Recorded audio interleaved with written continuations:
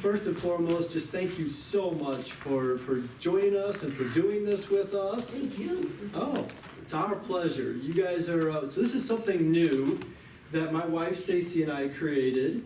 So I'll tell you a little bit real quickly. So we wrote the book Maestro, which you will all get a copy of. We're in the middle of signing them all. But we wrote a fiction book called Maestro, and it's about a maestro that retires to a very exclusive retirement community. He's dealing with some hard stuff in his life. His wife had passed away about a year ago, and but there's been this group of ladies that welcomed him in, and they call themselves the Welcoming Committee. The book is based on a couple of years in our life where we were dealing with some really hard stuff. So my character in the book is Maestro, and Stacie's character in the book is Maureen. So as we were saying, so it was an unbelievable, great honor to be a part of this series. And this series is by a gentleman by the name of Mark Victor Hansen. Now you might not know the name, but I bet you know his books. You know him? He's the author and co-creator of Chicken Soup for the Soul. Yes. He's sold over 500 million books worldwide. Yeah, so we were introduced to him. We told him our story. He fell in love with our story. He fell in love with us, luckily, and invited us to be a part of this series. So our book is one of 6 in a series that Mark Victor Hansen has put together. We'll tell you more about that as we dive into it a little bit later, but I just wanted to give you the premise of why we're here. Stacie and I wanted to do something a lot different with our book. We just didn't want to write a book and get it, publish it and get it out there and just let readers read it. We wanted it to be an encouragement for others to try to tell their story. So we put together something that's never been done before, a book club workshop. So first and foremost, we're a book club. So we're going to read a few chapters each week, and then we'll come back together the following week and kind of talk about those chapters. Hopefully we laugh a little bit about it. Maybe we cry a little bit about it. We're going to share some stories about how we were moved by those chapters and how they might relate to us. And then what we're going to do on top of that is we're going to have a workshop, which is what all this material is for and what these journals are for, to help you develop the framework to writing your own stories. It is absolutely important. Mark Victor Hansen himself, as well as us, we just firmly believe that everybody has a story, and those stories need to be written down and passed on to generations. So we're going to encourage you, it's not necessary, but we're going to encourage you to follow along with the materials and try to maybe start writing your story.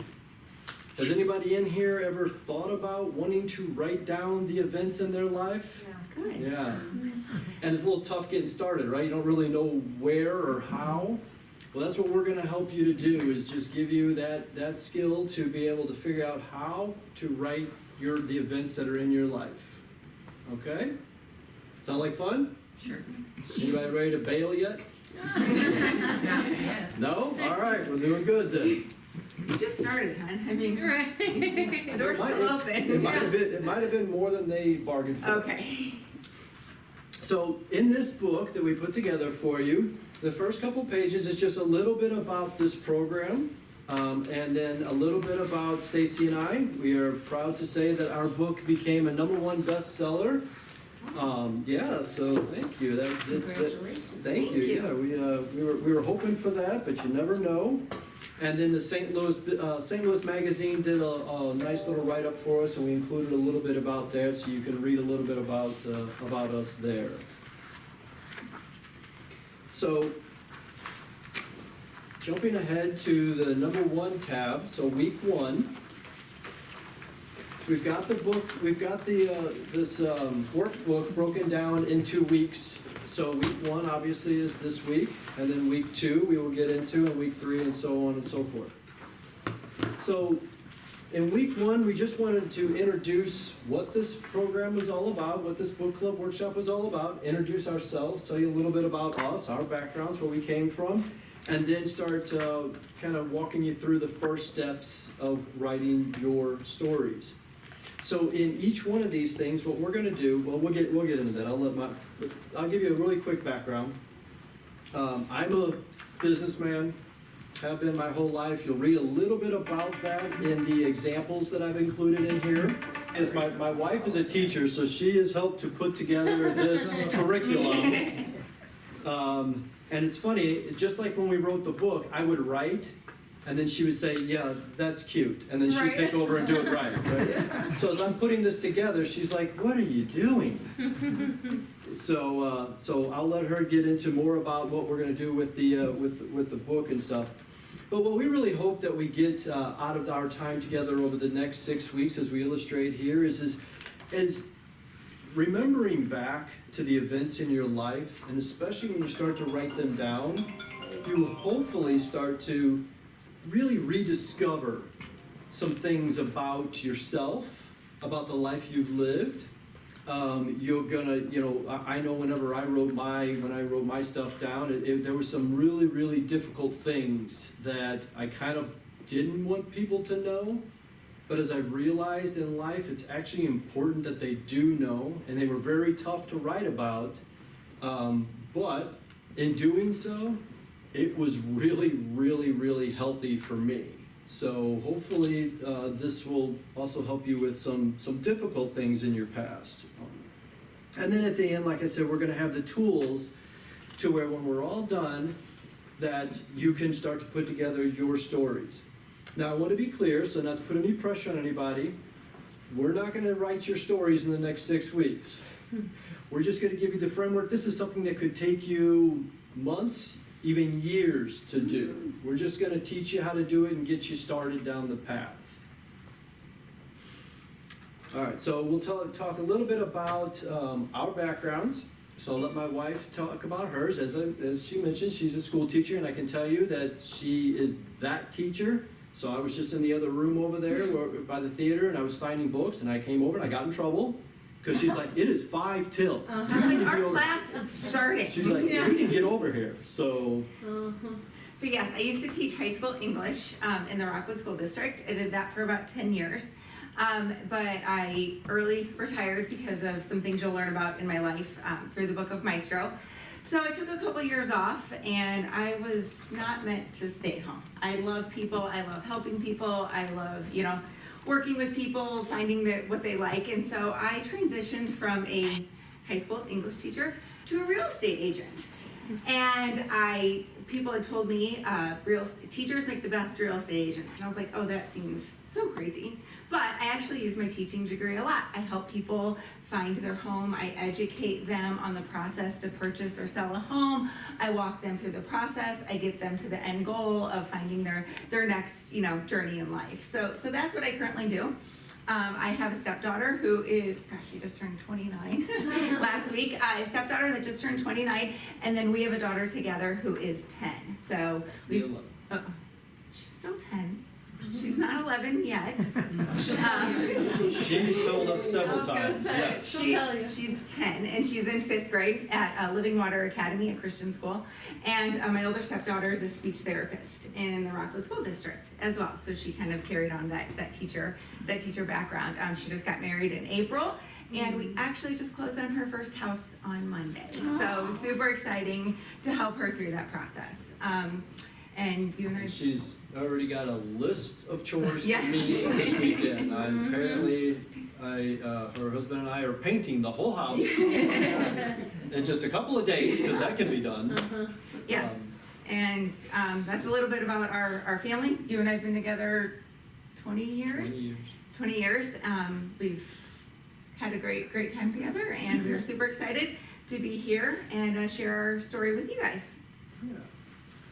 So as I mentioned, I'm a businessman. I have been since probably birth.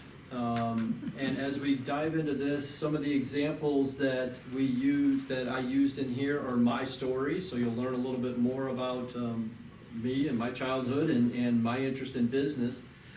But the biggest business, the largest company that I built is I at one point in time we owned 120 AT&T stores across the nation. And yeah, there was a lot, 1,000 employees. That was a great 23 years of my life.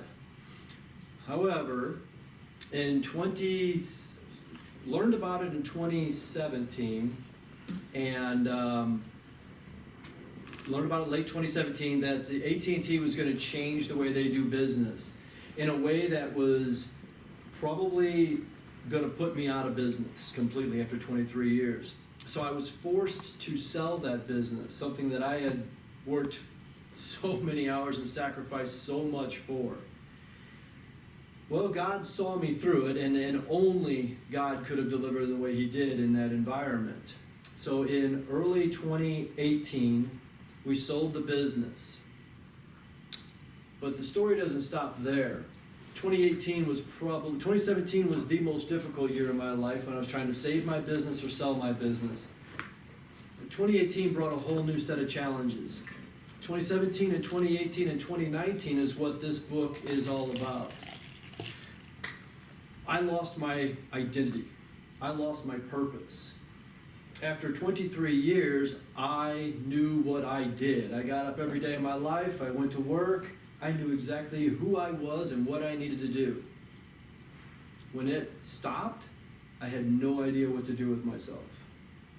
I had lost purpose. I had lost identity. I went into some pretty serious depression. I didn't know what was next for me. I knew that I was too young to retire. I knew that I was a workaholic. I knew I had to do something else, but I had no idea what to do, what to do. And it was really tough out in social environments. You know, people would ask me, you know, hey, what do you do? And I used to be able to say this. And now I'm stuck in all these social environments going, I don't know. And it was a very dark time for me. But luckily, God brought many, many people into my life that helped me through that, and they are reflected in this book as well, my wife being one of them, obviously. But the other thing that we were dealing with at that time in our lives is right at that same time when I'm dealing with all of my own stuff, we get the news that Stacie's mom is diagnosed with cancer and doesn't have much time left to live.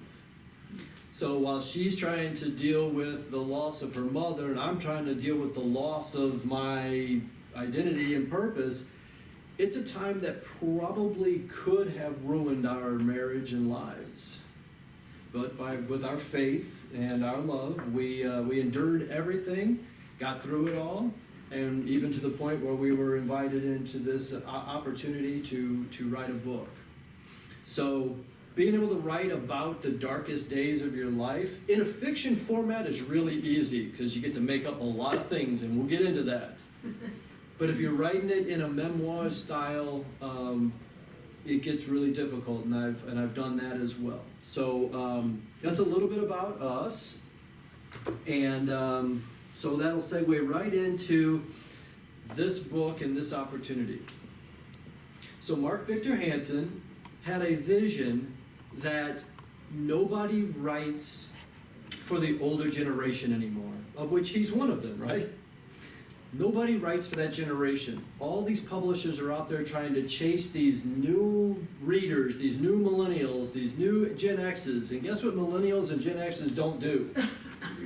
Read, right? But they're out there chasing them because it's the biggest market. Well, Mark saw that and said, no, that's not right. So after all of his accomplishments, he decided to open up his own publishing company. And this is one of the first books and first series that he has published through that publishing company. So it's about a retirement community in Savannah, Georgia. There's 6 books in the series, all written by 6 different authors. Now this is really cool. So Stacie and I were invited to write our story in a fictional format. So it was kind of fun where we made up characters and we thought about the people that are in our lives and what would those characters look like? What would they act like in this book? And we would write our story. We would turn those pages in, and then in the background, Mark and his team would change certain things in our stories to tie all the other 6 books together. into this community. So he would change the street names or the restaurants and everything, because we all 6 books, all 6 authors live in Savannah Valley. So it's really cool. Like, for instance, my character shows up in a couple of the other books. There's some characters in this book that are other books, from other books. And they did an amazing thing by taking 6 individuals, letting them write their stories, and making it this amazing retirement community of Savannah Valley. So Savannah Valley is the most exclusive retirement community in the world. That's where all the rich of the rich retire. Because he thought this would be a really fun thing to write about. But each book, we had parameters in which we had to write our book. So there can't be any scandals, or there can't be any, murders or anything like that, because he wanted this series to be motivational and uplifting to people as they read them. Knowing that people are going through different things in their lives, he wanted to make sure that these books blessed them in such a way that they could lift them up and encourage them. So and the neat thing is you don't have to read the books in any order. Yes. It's not anything, like, you're gonna start with Maestro, and there's 5 others. You can pick any of those 5 to read next, and it doesn't change the course of the series, which is which is really cool. Yeah. Yeah. So some of the other authors, this is where Stacie and I kind of stand back and just really are shocked by this whole thing. We're just a couple from St. Louis, but the other authors, I don't know if any of you know who one of the authors is. Mitzi Perdue. I don't know if you know who Mitzi Perdue is, but she is the only double heiress in the world, we think. We know the United States, might be the world. So her father started Sheraton, that small little hotel franchise. Yeah. And she married Frank Perdue of Perdue Chicken. Well, both gentlemen have passed, and she has inherited both empires. Mitzi is probably, Mitzi's in her 70s? 70s, because Mark's in his 70s. Yeah, 70s, 80s, and this woman is an extraordinary human being. She's okay with us telling everybody now, which she didn't want people knowing before, but she spent the last year in Ukraine researching and documenting the atrocities that are going on over there with Ukrainian women and children. So she's just not slowing down in life. But one of her books, she is the author of one of the books in this series. There's some others. One of the books that's coming out soon, it was the original owner of Reebok shoes. He wrote a book that's part of the series. There's some Hollywood people that have, Randall Kenneth Jones has done a lot of work in Hollywood. He wrote one of these books.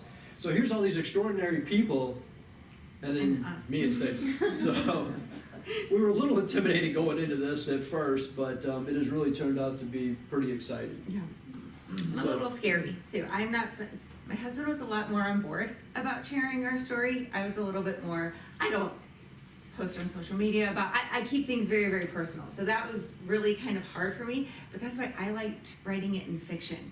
Because unless you talk to us or have these type of clubs, if someone just picked up this book off the street, they probably wouldn't know it's our story. And that felt comforting to me. Other people love writing, to share their story, autobiographies, biographies, memoirs, things like that. That was not my comfort zone. So the only reason I agreed to do this was because we decided to do this in fiction form. Yes. Yeah, and I am definitely not one to sit there and actually write about myself or talk about myself either. So that's why, yes, hiding behind fictional characters was a lot of fun in doing so. So, all right, well, let's dive into, developing the framework of your story. So the first thing we probably want you to do... we're right here. And actually, I'll tell you what, before we move on, how much time do we have? I know that we're good. Today's going to be kind of tight. But, we're good. So is there any questions so far about us, about what we're wanting to do, what we're going to do for the next 6 weeks, the series? No? Okay. Good. All right, so we're going to probably start with asking ourselves some questions. Right? So the first question would be, why would you want to write your story? So some of the things we might be thinking about is to document the good and the not so good times in our lives for future generations. So we already talked about, that writing the good obviously is pretty easy, but writing the not so good can be very, very, very beneficial to future generations and to your readers. Because if you think about it, with us having kids, our kids have watched us exist in life. But they really don't know what we've done and what we've hid from them, because they just didn't need to know at the time. The struggles we've been through, neither one of our kids know about what the countless nights we laid awake just talking, wondering how we're just going to survive the next year, right? And having those things written down is a lot more powerful than you think, because sometimes our kids, they don't realize how tough life is. And seeing that mom and dad didn't always have it so easy gives them a little bit of comfort, knowing that, okay, what I'm struggling with isn't new. Mom and dad went through this too. Well, you might want to just simply share it with your family and friends. Or maybe you just someday might want to, you might get into this and go, wow, this would be really fun to publish. We have a gentleman that actually, he published a book for his kids and gave it to them at Christmas. And one of the kids is a friend of ours, and he talks so much about how, he goes, my dad is still alive. And whenever I'm struggling with something, I go to his book he wrote. Because he's not going to talk to me about it in person, but he talks to me through the pages. He goes, I can't wait to hand this book down to my kids. So you might want to actually go through with publishing your book. You didn't grab my word bottle. I did. It's okay. Do you want a bottle of water? I did not. Sorry. Oh, here. Oh, thank you so much. All right. You talk Yeah. The biggest thing that you also, when you think about when you read books yourselves or watch movies is another example, is what do you want your readers to take away from your story? What do you take away from the things you read, the movies you watch? What are the impact things that you take away? Could it be a life lesson you just want to pass along? Just like Rick pointed out to his point of to pass along to your kids, or something that you learned throughout the way. An inspirational story of hope and perseverance. That's something that I've learned from my grandparents' stories. They owned a deli and struggles and things like that. So they, could write a story about just the struggles of restaurant business would be something that they would want to share. Or just a simple encouragement of how to live a happy, healthy, full life. I think anybody could take that away, right? With everything going on in this world, especially the last 3 years. A story about just how to live a good life, be grateful for what you have, things that God has blessed you with. Just sharing some of those things would be very impactful. We also feel it's very important to, who would you like to dedicate your book or your story to? We tend to thought about that. Writing this first will motivate you to keep going, because I can tell you it's not easy to write your story sometimes. You kind of want to put it away, you get burnt out, it gets hard, it gets icky, it brings a lot of feelings in. And so thinking about that person that you were writing this for tends to help you push through. So some examples that we've kind of come up with is obviously your family, we've talked about that, a lost loved one, or just a friend or significant person in your life, somebody that has made a big difference in who you are today might be the person that you want to dedicate your story to. Yeah, for example, we dedicated our book to a dear friend of ours that he passed away way too early. He was a beautiful man. We don't understand his death, but we do understand God needing him to do much bigger things up in heaven, because this man was incredible. So knowing that we were dedicating this book to him really helped to keep us going when times when we probably wanted to give up on it. But we were like, nah, I don't want to let Chris down. We've said we're going to dedicate this book to him. We have to follow through with this. So you'll notice in here we give you kind of tips along the way. So that's the first tip we're going to give you, that if, you know, in the beginning of the journal we gave you, or whatever, however you're going to write your story, if you're going to type it or do whatever, is to figure out who it is you want to dedicate this to and write that dedication. Write that person's name down and why you would want to do this for them.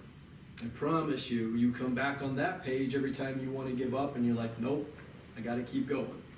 So that's our first tip. Now, this workshop, we're also going to help you write your story in one of two formats. Totally up to you how you want to do it. Whether we're going to teach you how to write it in fiction, and we're going to teach you how to write it in a memoir style or an autobiography.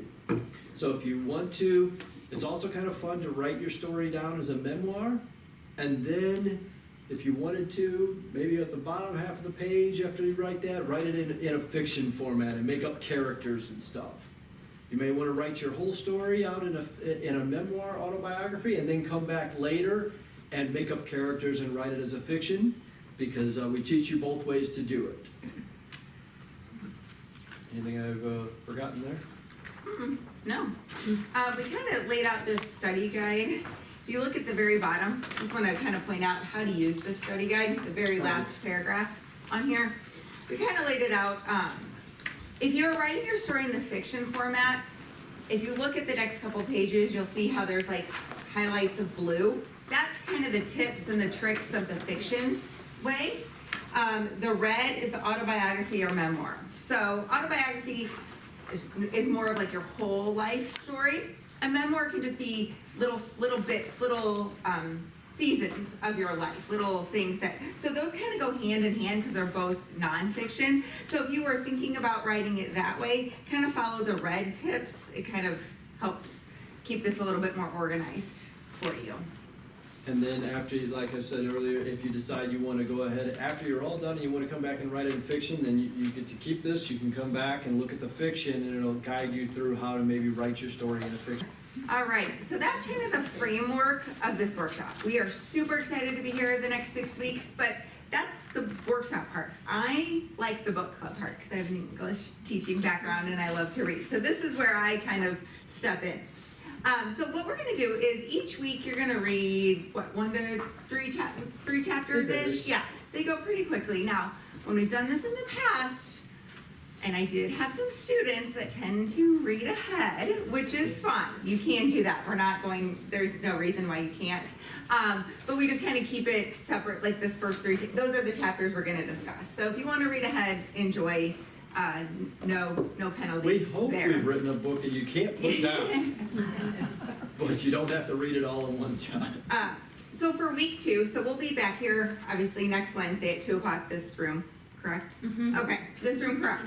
And so what we're going to do is, this is the preparation, this is the teacher and me, your homework for the next week, and we kind of go over it and then you can go ahead and read it. So we have a book for you to take home. And Rick and I are signing them for you, so we'll have those before you guys head out of the room today. And then if you, I know did you leave our information on here like you did at the beginning? I did not. Okay.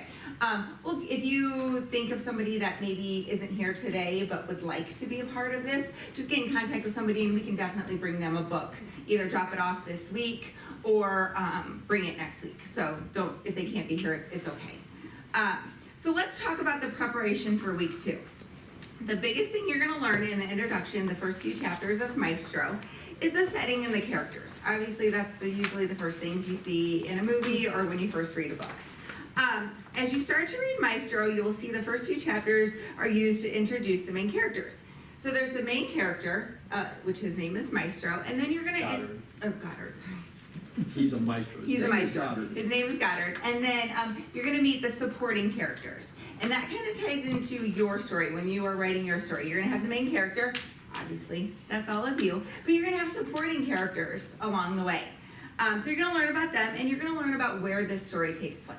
Obviously, you know it's Savannah Valley because we've spoken to you about that, but you're going to get a little bit more understanding of what Savannah Valley looks like, feels like, the things that are there for the people and things like that. So this week, as you read chapters 1 through 3, I want you to kind of think about your story. Where does your story take place? What's the setting? Who are your supporting characters in the story that you are thinking about writing? And who is the main character? If you're not writing fiction, this one's easy, it's you.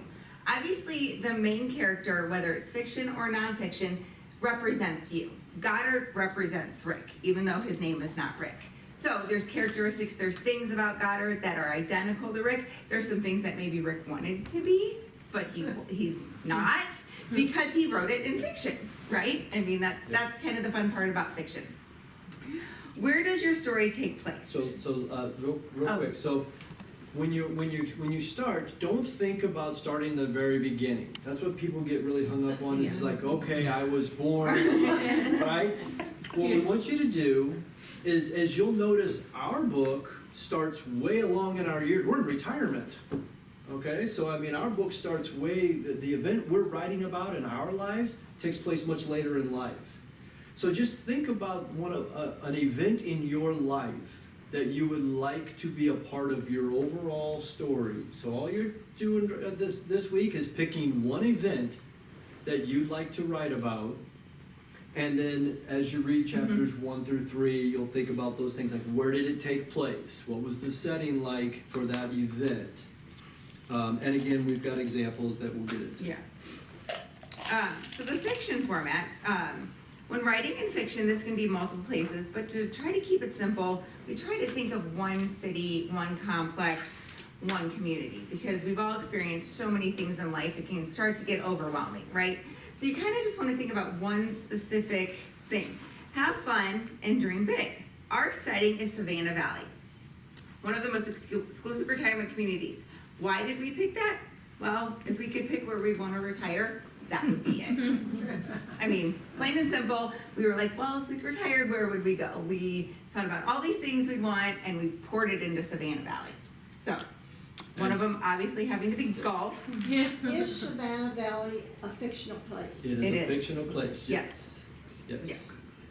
In Savannah, just outside of Savannah, Georgia, but Savannah Valley is a fictional place, yes. So in your story, it can be your real place that you experienced or the fictional one. Yeah, and if you want to read the excerpt from it. Yeah, so basically when you're doing the autobiography or the memoir style, it's just simply, where are you from? Where is that story taking place? This could go all the way back to at birth, or it could happen well along in your years. Again, you're just picking one incident to write about. So an example is, and again, the examples in the memoirs is about my story. So I was born in a small rural town, 45 minutes outside of St. Louis. There wasn't much around at the time, but it was home for the first 18 years of my life. My parents were a young couple, as was fairly normal back then. They didn't have much, so our first house was a makeshift home in my grandparents' garage. So just in that one paragraph, I'm talking about, now I did start from the beginning, and you'll understand why as we work through this.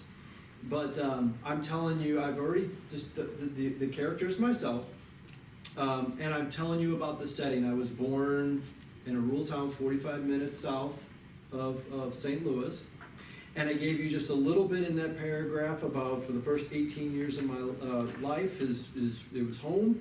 And my parents were young, and we lived in my grandparents' garage, right? So just a really simple thing that none of my kids knew about me in any way, shape, or form, that our first house was in a garage, yes. So my oldest one is like, come on, Dad, you're making that up. My youngest one is like, that would be so awesome. Is that awesome? You could build a new fort every day and live in it. But yeah. So you got your setting kind of set up, and then you want to think about who are your supporting characters. Who are the people that have influenced your life enough to be part of your story, right? People come and go. God put people in your life for certain reasons. We want to figure out what that reason was, and writing those down is important to your story. When you're writing the fiction, have fun describing them both physically and how you met them. Think about why they are significant in your story. In the first few chapters, you can see how we introduced our supporting characters, the welcoming committee, and Sydney's husband, Patrick. As you read, you will see in upcoming characters how supporting characters are significant in their story. So, backstory, my mom, who passed away, her name is Sydney. So I was able to put her in this story in a fictional format. And when you start to learn about Sydney, there are so many characteristics that are identical to my mom. For example, the way she dressed, the way she talked, the way, what was super important to her more than her own husband. You will learn all about that. And so that is her in this character, in this story. And then her husband, Patrick, is my dad. Similar characteristics to him. His name is not Patrick because I didn't want to put his name in there. But similar characteristics to who my dad is today. So that was the kind of fun part about writing fiction, was I took bits and pieces of my parents and were able to put them in the story without someone reading the story and going, oh, that's Al Rosen, because it's a different name and a different set of fiction. So again, when you're writing in an autobiography or memoir format, the supporting characters that you're going to talk about in that particular story it could be like your siblings, your friends, the people that shared that experience or were in your life at that time, and then you'll get to describe them, the way they affected you and what they how they interacted with you. So make sure to introduce them in a way that readers understand who they are and why they are part of your story. So the example that I put in here was a very influential person in my life, which was my grandfather. Now you've already learned a little bit about the fact that while I was a child, we grew up in his garage. So he was there in my life every day and very influential. So Paul, my grandfather, was instrumental in my upbringing. He taught me the importance of work ethic. I spent countless days following his shadow around the farm where we grew up. He seemed to have 20 red and black plaid flannel shirts that he wore like a uniform. His only accessory was a wood grain pipe that, if he wasn't smoking, was tucked safely away in the breast pocket of his shirt. He was a tough man, a strong man. Even though he was not one for words, I knew he loved his family. So I introduced into my story a very influential person in my life, in my childhood, which was my grandfather. And I gave details about how I would follow him around the farm, right? I mean, I just idolized everything about him, even to the point where I knew his shirts, and his pipe was always in his pocket. And I loved the smell of this pipe. So obviously, in my longer version of the story, I get into all of that stuff with just the smell, and now even today when I smell certain pipe smells, it just brings me right back to chasing him around the farm. But you see that the amount of detail that I kind of put in introducing this character into my life, so it gives future readers a little understanding about who he was and what he was all about. The main character. This is the fun part to write about your story. It's easy. It's you. You're the main character. You're the lead actress. You get to have fun with it. But how you talk about yourself, there's two different ways to do that, okay? You can just describe yourself as a character, or a way that we did it in our book was we had a supporting character describe the main character. We had Maureen describe Goddard, just as a different way to do it. So, for example, as you read, Maureen shipped her champagne. Sydney and Linda depends on my digging skills, she said, chuckling. She leaned into Goddard, taking over the big reveal. Yes, you were just 12 years old when you gave your first piano concert with an original work. At age 19, you were drafted into the Army, then came home and studied music at Yale. So that wasn't just, Goddard telling his story. That was somebody else. So think about having a supporting character, possibly share your story. If in fiction. In fiction, correct.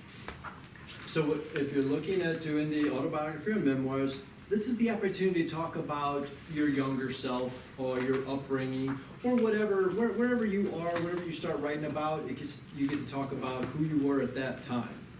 So again, an example of myself. At a young age, my great uncle Carl Streeter introduced me to the freedoms of owning your own business. Carl ran a small marketing promotions company out of the basement of his home. After coffee and breakfast, he would head down his lightly colored carpeted stairs to his oasis of an office. I would watch my father get in his car and leave for work every morning. I was fascinated by the fact my uncle was able to skip that daunting task and simply walk down to the lower level of his home, and he was at work. So, actually, I think I messed that up, but this tells you a little bit of insight about me, and at a young age, how I was fascinated with business. I watched this man that I idolized as well, my great uncle, and how he had these freedoms to be able to go down in his basement and start work every day, while my dad had to get in a car and drive to downtown St. Louis every day. So this gives you, as I was describing as I was talking about myself, how my interest in business came about. So this is where that journal comes in. If you look at the next, I was going to explain, that's where to start. So, okay. Yeah. So now you're like, okay, you gave me all these tools, what do I do? Right? Like, how do I get started? So what we suggested was start by writing down some of the names of the people / characters and the places / settings you can think of that had been influential in your life. And so that's kind of what Rick did in this next page. That's what I wanted to show you before I kind of explained it. He wrote down the people. So the next page. The next page, if you want to flip to the next page. He kind of wrote down some of the settings that were really important to him. If you want to flip to the next page, so I'll show you. Right here. He wrote down some of the settings that were important to him, and then he wrote down some of the characters / people that were really important to him. This page doesn't have to be filled day one. You can come back to it, you can add to it, you can cross things out, but having a list of your characters and your setting helps you when you start to actually write your story. So you can just write their names. If that's as easy as you want to start with, that's perfect. If you want to put some description about them, that's totally fine. But then just keep coming back to it, or when you're out talking to friends, and then all of a sudden you're like, oh, that reminds me of so-and-so. You can come back here and write that instance down on your notebook, okay? Yeah, so this is a great exercise to just get you started on the different stories you will eventually write about. Or maybe you may never write about any of them that are on these pages, but as you think of different places that were influential in your life, right? So the farm where I grew up, that was obviously a big part of my life. So I wrote that down, and then I just start writing some descriptions down. And as I think of things like that pipe smell and stuff, I'll come back to, and write that stuff down.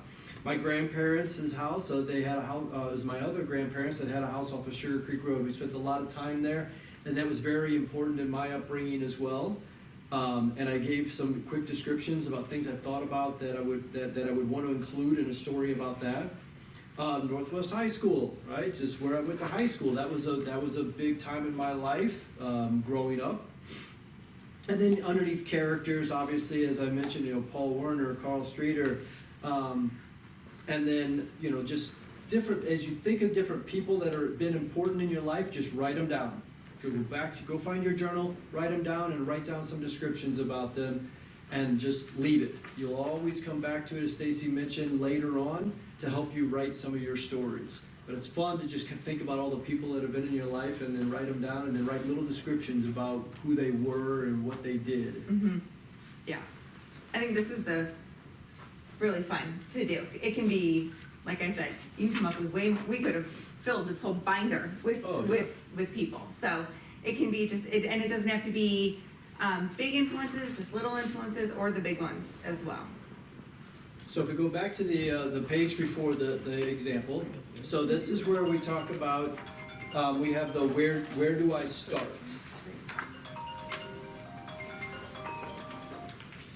Sound like a couple of them.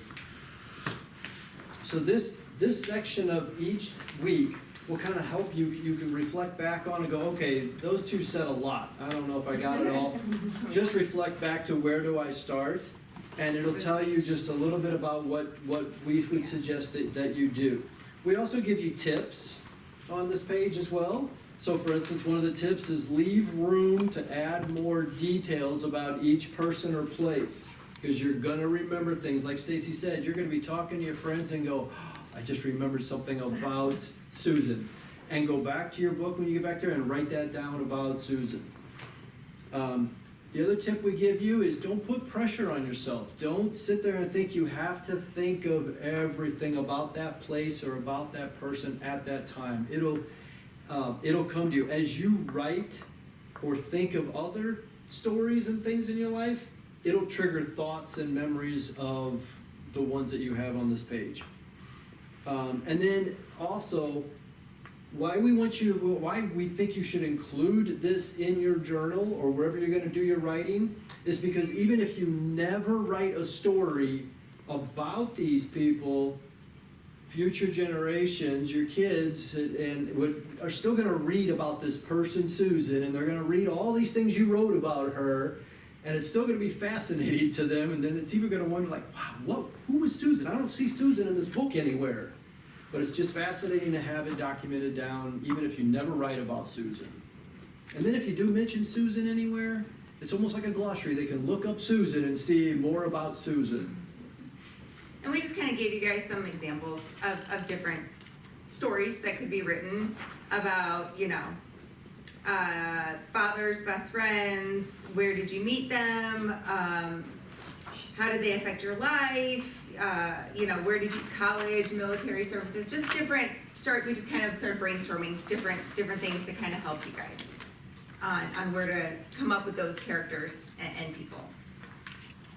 So for the next week, all that we would ask is that you read chapters 1 through 3. And as you're reading chapters 1 through 3, what we're kind of showing you is what we're telling you, the secrets of how we wrote chapters 1 through 3, characters and settings.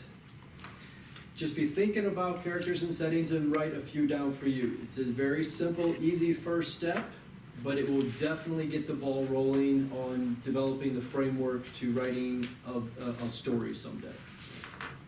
Yes. So before we come back the next time, do you want us to decide whether we want to do a memoir or a sort of a fiction? Yeah, because yes, very good. Because when we come back together next week, first we're going to be very excited to hear and talk about the book because we really want to see what you guys think of it and your opinions of it. And then we're going to talk about which format did you decide to write in, and if there's any questions about writing in that format. And again, you don't have to. We wrote ours in fiction, and then I went back and started writing mine in autobiography, memoirs. So, and you could do the opposite. You could start with autobiography, and then when you're all done, come back and write it in a nice fictional story too. So, but to think about which path you're going to choose, which path you're going to go down, you probably would choose that this week. That'd be a good start.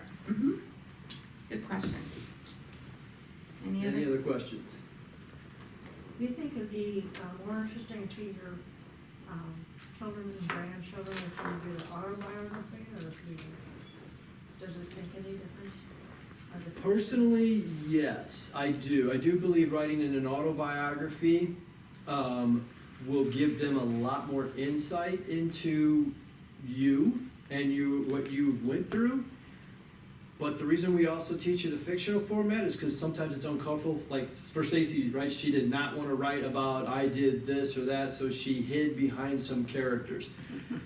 I will encourage her to write her stories in autobiography someday, because I think that our kids and our grandkids and our great grandkids someday will really want to know about Stacie in the real life, not through a fictional character, but her writing in a fictional format at first, I think will help her to write it in an autobiography. But to answer your question, Yes, I think autobiography is the best way to tell your story and leave some very inspirational events behind. Good question, though. Great question. Are you encouraging writing this like handwritten or typing or either? Either. Whatever. Either way, we've got people that have written it, typed it. We've even had people that we have one lady that she was so excited about doing this that her daughter now comes once a week and they video it. So she doesn't even, she's not, Yeah. she's just skipping the whole writing process. She's just telling her story on video. So yeah, you can do it however you want. Or on voice, like through the phones. We've heard people have done it that way. Okay, so they don't have to use those books. No, that was just a guide if they needed to. Yeah. Yep. Yeah. There are no. no lines in here. Yeah. Yeah, that's, well, one of the companies we own has these journals, and yeah, I realized that too. I was like, man, these don't have lines in it. I don't personally, I like to scribble and write and draw, and I do arrows and this and that while I'm writing, so for me it was no big deal, but a lot of people love lines. So yeah, use a journal, don't I use a like journal, those. that's totally up to you. Yeah. Would you prefer we use this as a guide and write nothing in it because you want them Nope. back to give to another starting group? No, ma'am, these are yours to keep, and you can come back on it, because you may write one story now and then put it away for 3 or 4 months and come back to it. We want you to make sure you have this to come back to go, okay, where do I start? Yep. How No, do these I are do yours. this? But thank you for that. Anybody have any other questions? No?